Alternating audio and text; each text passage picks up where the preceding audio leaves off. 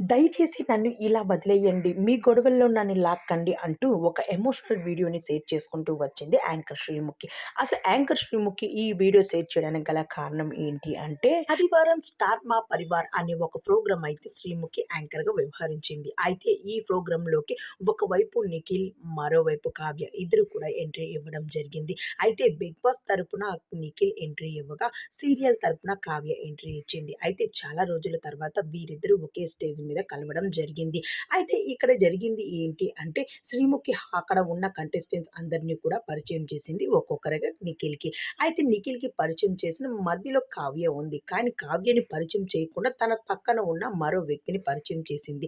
అక్కడ తనని పరిచయం చేయలేదు. అయితే దీని తర్వాత కావ్య అయితే ఎమోషనల్ అవ్వడం జరిగింది. దాని తర్వాత అక్కడ శ్రీముఖి మాత్రం కొంచెం లేనిపోని మాటలన్నీ ఆడడం జరిగింది.